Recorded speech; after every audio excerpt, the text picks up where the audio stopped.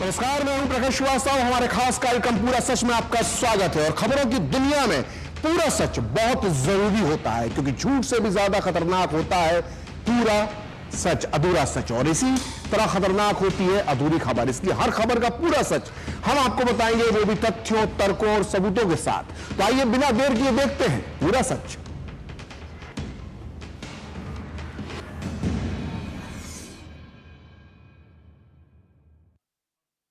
पूरा सच यानी पूरी खबर। और आज पूरा सच में हम बात करेंगे राहुल गांधी और योगी आदित्यनाथ के बीच राम मंदिर पर हुए संग्राम की। तो आज पूरा सच में पहला मुद्दा होगा कि योगी आदित्यनाथ ने क्यों लगाए नेहरू गांधी परिवार पर राम विरोधी होने के आरोप। आखिर क्यों नेहरू की पहली सरकार को बताया बदनसीब। आज पूरा सच में दूसरा मुद्दा होगा कि योगी के आरोपों में आखिर है कितना दम। क्या सही में पंडित नेहरू के जमाने से ही कांग्रेस राम मंदिर के निर्माण में रुकावट डालती आई है। आज इतिहास से निकालेंगे हम इसका पूरा सच। आज पूरा सच में तीसरा मुद्दा होगा कि आखिर हरियाणा चुनाव में कांग्रेस ने क्यों खेला ब्राह्मण कार्ड। सुरजेवाला ने क्यों कहा कि योगी ब्राह्मणों को समाप्त कर रहे हैं। आज जानेंगे पूरा सच कि कभी ओबीसी तो कभी दलित तो कभी जातिगत जनगणना की बात करने वाली कांग्रेस को अचानक क्यों याद आए ब्राह्मण। तो बिना देर किए देखते हैं पूरा सच पूरे विस्तार के साथ। क्या कांग्रेस राम विरोधी है?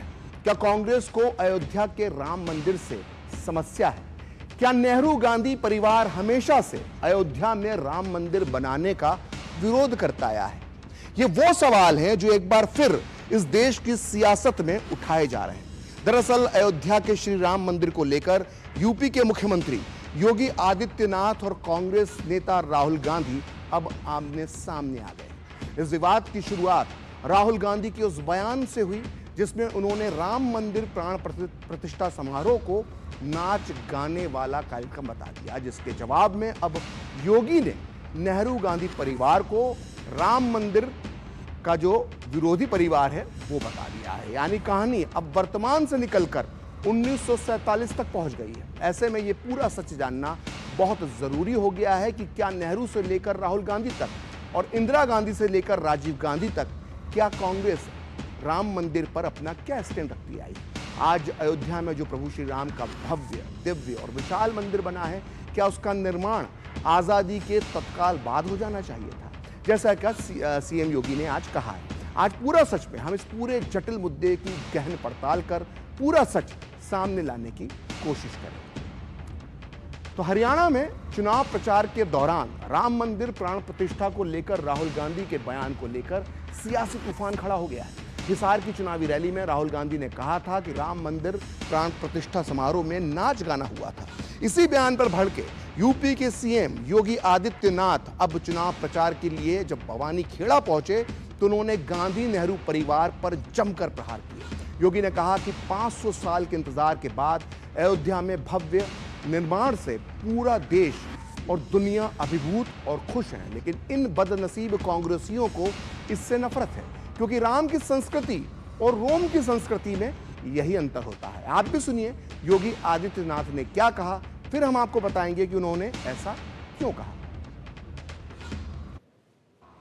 एक तरफ अयोध्या धाम में प्रभु राम का विराजमान होना, दूसरा रोम की संस्कृति में पले बढ़े वे लोग, वे बदनसीब जो दुर्भाग्य से अपने को एक्सीडेंटल हिंदू कहते हैं, वे कैसे इसको बर्दाश्त कर पाएंगे। वे कहते हैं कि अयोध्या में जब रामलला का मंदिर का उद्घाटन हो रहा था तो वहां पे नाच गाना चल रहा था। अरे जिंदगी भर तो यही तुम्हारा खानदान करता रहा।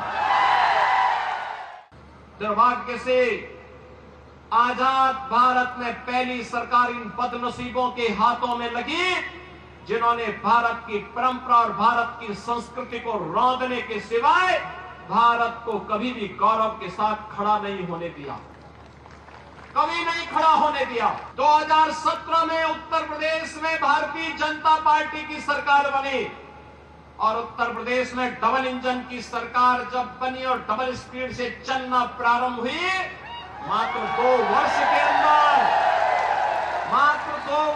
अंदर 500 वर्षों की समस्या का समाधान हो गया।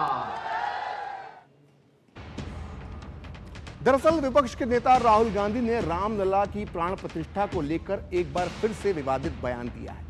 हरियाणा में विधानसभा चुनाव के दौरान प्रचार करते हुए राहुल गांधी ने राम मंदिर प्राण प्रतिष्ठा समारोह को नाच गाना करार दिया। साथ ही उन्होंने समारोह में गरीबों की गैर मौजूदगी पर भी सवाल उठाए। राहुल गांधी ने क्या कहा, आप भी सुनिए। अयोध्या में वो हारे क्यों? अयोध्या में मंदिर खोला, वहां अदानी दिखे, अंबानी दिखे, अमिताभ बच्चन दिखे, बॉलीवुड पूरा दिख गया, मगर गरीब किसान एक नहीं दिखा आपको वहां पे। आपने किसी बढ़ई को देखा, किसान को देखा, मजदूर को देखा? कोई नहीं। डांस गाना चल रहा है, प्रेस वाले हाय हाय हाय कर रहे हैं, नाच गाना चल रहा है, डांस चल रहा है। ये रियलिटी आपकी। तो राहुल गांधी ने राम मंदिर की प्राण प्रतिष्ठा से जुड़े आयोजन पर दो आरोप लगाए। पहला ये कि इसमें नाच गाना हो रहा था और दूसरा ये कि इसमें कोई गरीब क्यों शामिल नहीं था। आइए इन दो तस्वीरों के जरिए जानने की कोशिश करते हैं कि राहुल गांधी के बयान में आखिर कितनी सच्चाई है। ये दोनों तस्वीरें 22 जनवरी को हुए राम मंदिर की प्राण प्रतिष्ठा समारोह की हैं। ध्यान से देखिए, पहली तस्वीर में साधु संत और गणमान्य नागरिक नजर आ रहे हैं, वहीं दूसरी तस्वीर में नजर आ रहे हैं वो श्रमिक जिन्हें राम मंदिर के निर्माण में वही भूमिका निभाई थी जो प्रभु श्री राम की वानर सेना ने लंका तक जाने वाले राम सेतु को बनाने में निभाई थी। पहली तस्वीर देखिए, क्या साधु, क्या संत और यहां तक कि प्राण प्रतिष्ठा समारोह में उपस्थित एक एक व्यक्ति की आंखों में खुशी के आंसू। ये लोग नम आंखों से इस सनातनी सपने को साकार होते देख रहे थे। भावनाओं का ऐसा समुंदर इसके पहले कभी नहीं देखा गया था, लेकिन ना जाने कैसे राहुल गांधी को इसमें नाच गाना नजर आ गया। अब देखिए दूसरी तस्वीर जो कि श्रमिकों की है, जिन पर स्वयं पीएम मोदी ने फूल बरसाकर उनका धन्यवाद किया, अभिनंदन किया। ये श्रमिक नहीं है बल्कि वो नींव के पत्थर हैं जिन्होंने अपने पसीने से राम मंदिर को सींचा है। लेकिन लगता है कि राहुल गांधी की नजर इन श्रमिकों पर भी नहीं पड़ी।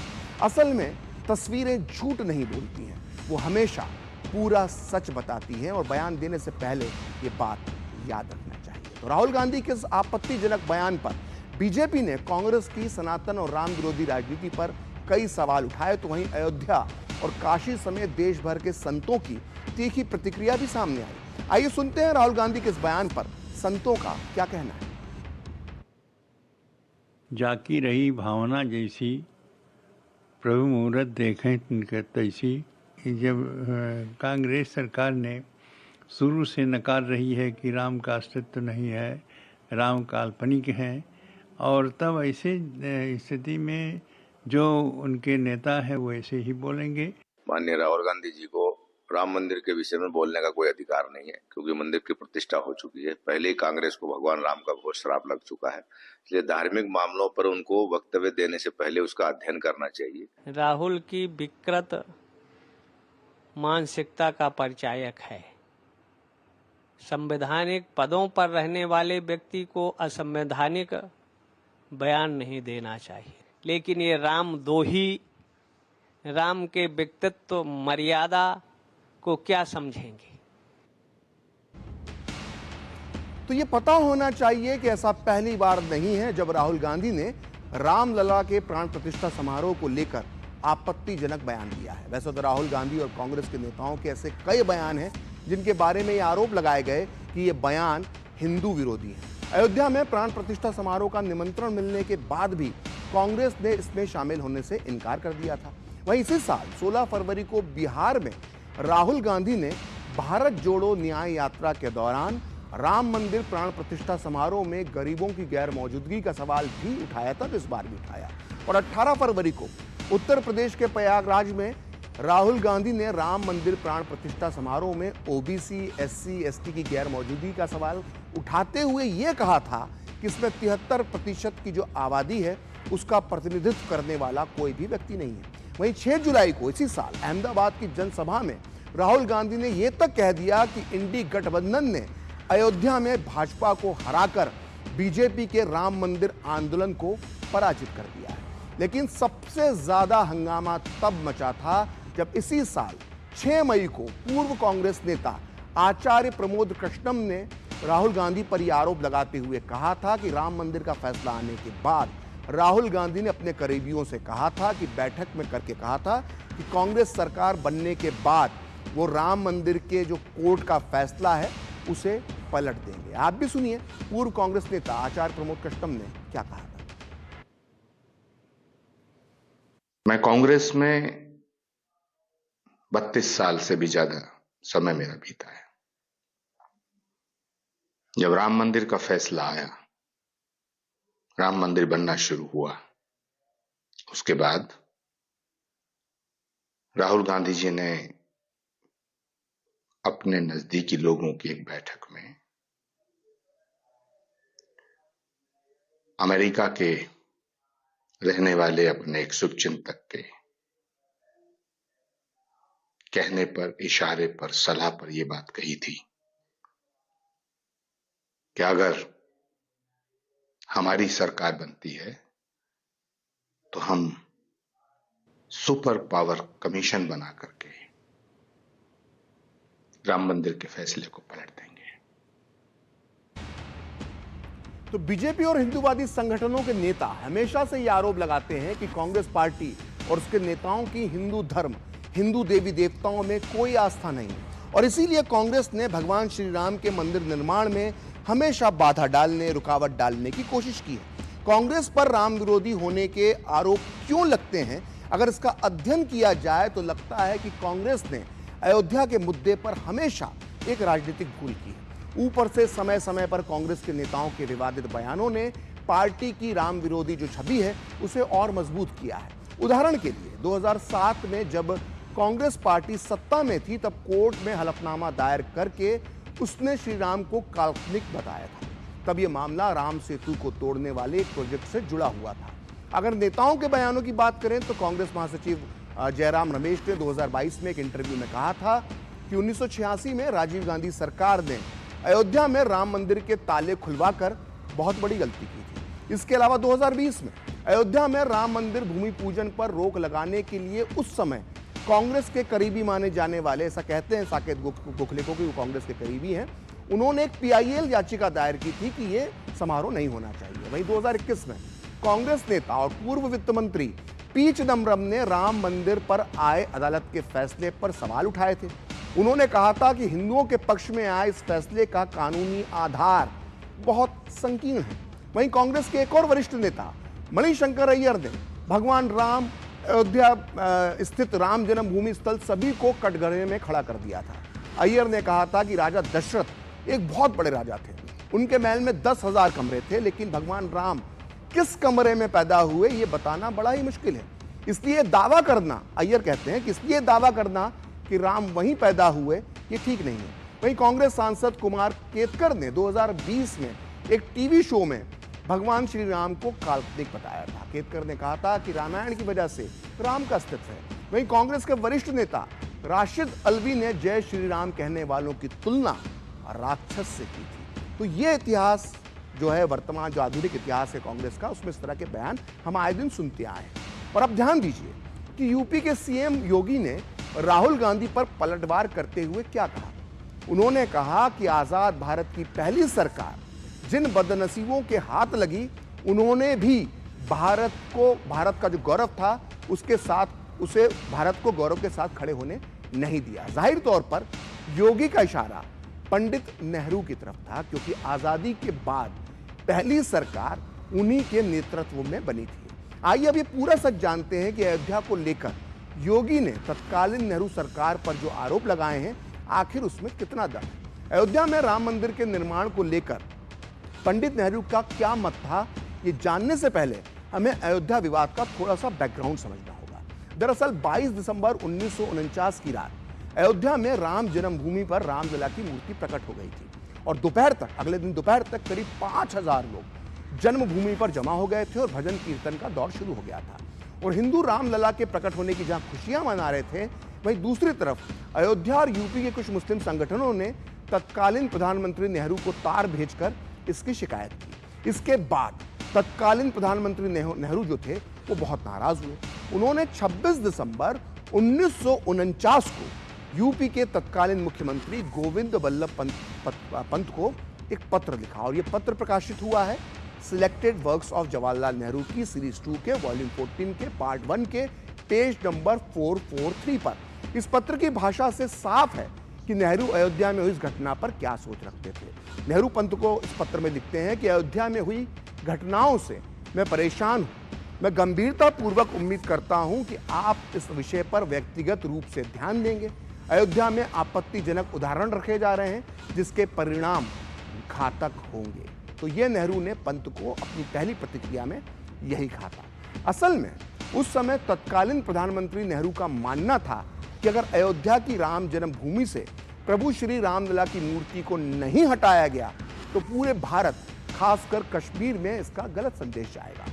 यहां तक कि अयोध्या विवाद में दखल देने के लिए पंडित नेहरू खुद अयोध्या तक जाना चाहते थे और इसी मंशा के साथ नेहरू जी ने 5 फरवरी 1950 को यूपी के तत्कालीन सीएम गोविंद बल्लभ पंत को एक और पत्र लिखा और यह पत्र भी प्रकाशित हुआ है selected works of Jawaharlal Nehru की सीरीज 2 के वॉल्यूम 14 के पार्ट 1 के पेज नंबर 444 पर। और इस पत्र में पंडित नेहरू लिखते हैं कि प्रिय पंत जी, मुझे प्रसन्नता होगी अगर आप अयोध्या के हालात से मुझे अवगत करवाएंगे। जैसा कि आप जानते हैं, मैं इसे समूचे भारत और खास तौर से कश्मीर पर पड़ने वाले इसके असर को बहुत महत्व देता हूं। अगर आप जरूरी समझें तो मैं स्वयं अयोध्या जाऊंगा, हालांकि इन दिनों मैं जरूरत से ज्यादा व्यस्त हूं। तो नेहरू के इस पत्र से ऐसा लगता है कि राम जन्मभूमि से रामलला की मूर्ति को लेकर तत्कालीन प्रधानमंत्री नेहरू कितना परेशान थे। यहां तक कि वो इसके लिए अयोध्या भी जाने वाले थे। लेकिन नेहरू यही नहीं रुके, वो अयोध्या में राम जन्मभूमि की मूर्तियों को लगातार, जो मूर्तियां वहां पे प्रकट हुई थी, उनका विरोध करते रहे। और इसका सबूत मिलता है उनके एक पत्र से जो उन्होंने महात्मा गांधी के प्रमुख सहयोगी किशोर लाल मशरूवाला को 5 मार्च 1950 को लिखा था। और यह पत्र प्रकाशित हुआ है selected works of Jawaharlal Nehru की सीरीज 2 के वॉल्यूम 14 के पार्ट 1 के पेज नंबर 445 पर। और इस पत्र में पंडित नेहरू लिखते हैं कि आपने अयोध्या की मस्जिद का जिक्र किया। यह वाकया 2 या 3 महीने पहले हुआ और मैं इसको लेकर बुरी तरह से चिंतित हूं। उत्तर प्रदेश सरकार ने हिम्मत दिखाने का दिखावा किया और हकीकत में जो किया वो कम था। फैजाबाद के अधिकारियों ने या तो बदमाशी की या फिर इस घटना को रोकने के लिए कोई कदम नहीं उठाया। यूपी के कई कांग्रेसियों और पंडित गोविंद बल्लभ पंत ने इस घटना की कई मौकों पर निंदा की, लेकिन वो दंगों के भय से कोई भी कड़ी कार्रवाई करने से बचते रहे।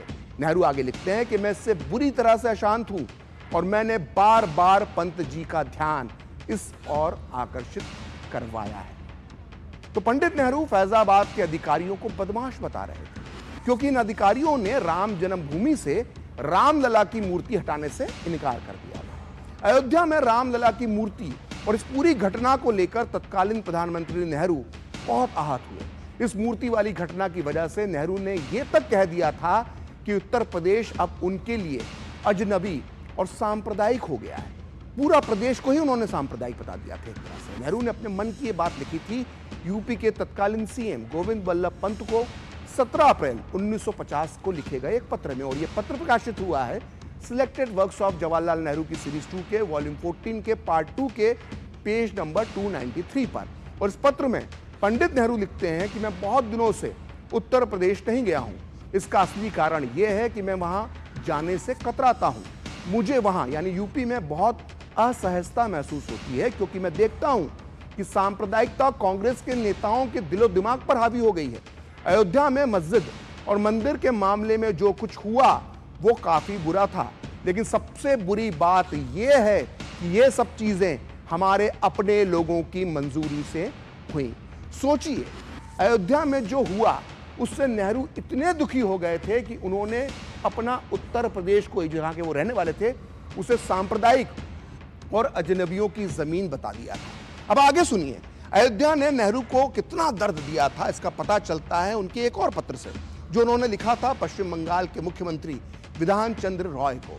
और इस पत्र में नेहरू सनातनियों को सांप्रदायिक बताते हैं और लिखते हैं कि अयोध्या में मस्जिद पर भीड़ ने कब्जा कर लिया जिसका नेतृत्व वहां के पंडे यानी पंडित और सनातनी कर रहे थे। और 18 मई 1950 को लिखा गया ये पत्र प्रकाशित हुआ है selected works of Jawaharlal Nehru की सीरीज 2 के वॉल्यूम 14 के पार्ट 2 के पेज नंबर 295 पर।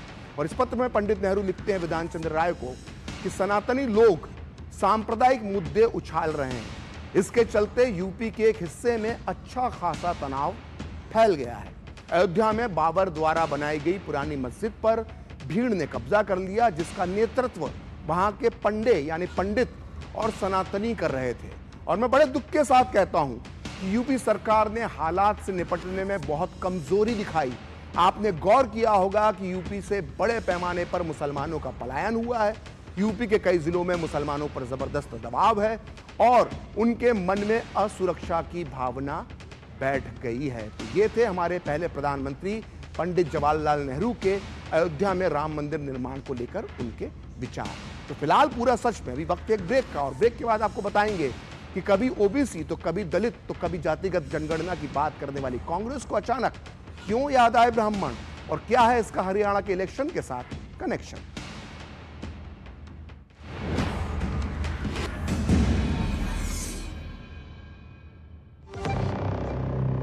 आपके घर के खाने में रेस्टोरेंट जैसा स्वाद ले आए MDH का शाही पनीर मसाला। पनीर को क्या मस्त बना डाला। बात जब पीढ़ियों के लिए बनने वाले घर की हो तो जिम्मेदारी बड़ी हो जाती है। गैलेंट समझता है ये जिम्मेदारी। अब डबल M रिब्स के साथ गैलेंट एडवांस TMT रीबार, निर्माण का रियल हीरो। हाथ धोकर आते हैं। साबुन की जगह हैंड वॉश। मोहन का प्रमोशन हो गया क्या? सैवलॉन हैंड वॉश तो हमारा रोज का है। सिर्फ 10 रुपए में 200 ml हैंड वॉश बनाओ। Savlon powder to gel hand wash, germ से बचाए, शान बढ़ाए। सारी छुर्रियां भर देती हैं, दीवार हमवार कर देती हैं। तो पुट्टी भर ले, हाँ पुट्टी भर ले। वंडर वॉल पुट्टी दे एक परफेक्ट फिनिश। बेटियां घर की रौनक हैं, बेटियां घर संवारती हैं, बेटियां पीढ़ियां सजाती हैं, बेटियां घर की बुनियाद कहलाती हैं।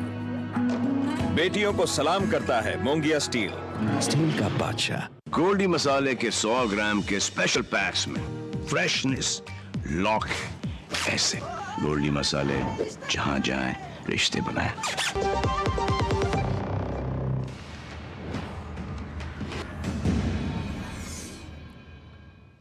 तो ब्रेक के बाद पूरा सच में एक बार फिर आपका स्वागत है। और अब बात करते हैं हरियाणा चुनाव की। और ऐसा माना जाता है कि हरियाणा की सियासत जाट और गैर जाट के बीच बटी हुई है, लेकिन अब यहां ब्राह्मण कार्ड भी चला जा रहा है। और यह दाव चला है कांग्रेस के महासचिव रणदीप सिंह सुरजेवाला ने। जी हां, ये उसी कांग्रेस के महासचिव हैं जिनके नेता राहुल गांधी का कोई भी भाषण आजकल बिना जाति की बात किए बिना पूरा ही नहीं होता है। अब आपको ये बताते हैं कि सुरजेवाला ने क्या कहा और कहां कहा।